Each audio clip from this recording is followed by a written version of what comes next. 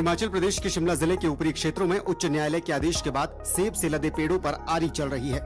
करीब 3,500 पेड़ों को काटने के आदेश हैं और इसकी वजह यह है कि ये पेड़ वन भूमि को कब्जा कर अवैध रूप से यहाँ तैयार किए गए हैं। इसे लेकर साल 2014 में उच्च न्यायालय के न्यायाधीश को एक पत्र भेजकर शिकायत की गई थी। शिकायत में रसूखदारों पर वन भूमि को कब्जा कर वहां सेब के अवैध बागीचे तैयार करने की बात कही गई। इस शिकायत पर उच्च न्यायालय में कई बार सुनवाई हुई और कोर्ट ने अवैध कब्जे हटाने के आदेश भी दिए।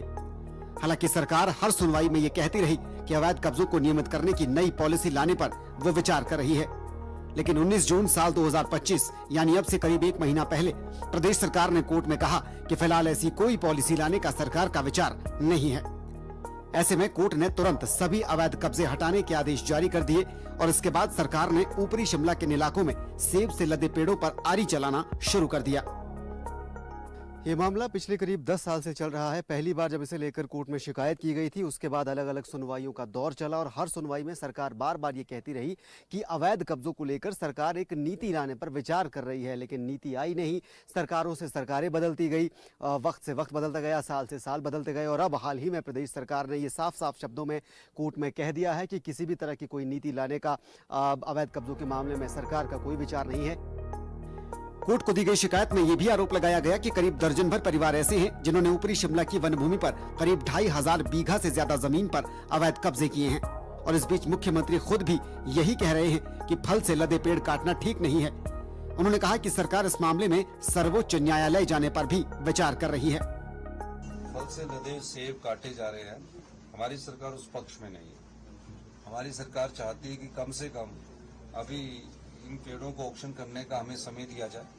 इन पेड़ों को अगर हम ऑक्शन किया जाए, और मैं अभी बागवानी मंत्री जी से भी इस संदर्भ में बात करूंगा, एक बैठक बुला रहा हूं मैं, तो अब हम देखते हैं कि हमें सुप्रीम कोर्ट कैसे जाना और क्या किन आधार पर जाना, उन सब कानूनी पहलुओं को के बाद ही हम आगे बढ़ेंगे। इसके साथ ही किसान सभा भी इस कार्रवाई से नाराज है।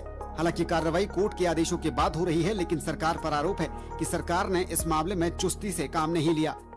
हिमाचल प्रदेश की सरकार का दायित्व बनता था कि जो प्रस्ताव उन्होंने विधानसभा में तपोवन में पिछली सर्दी में पारित किया, उसको देने के लिए वो प्रस्ताव केंद्र सरकार को भेजेंगे, लेकिन हाई कोर्ट में ऐसा पक्ष नहीं रखा गया।